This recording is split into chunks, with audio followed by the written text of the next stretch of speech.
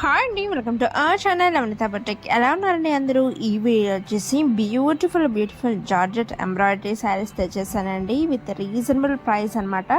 వీటికి blouse piece కూడా embroidery వర్క్తో రావడం జరుగుతుందండి. వీటికి బ్లౌజ్ పీస్ వచ్చేసేసరికి మీకు హ్యాండ్స్కి అండ్ వెనక నెక్కి ఎంబ్రాయిడరీ వర్క్ వస్తుందండి.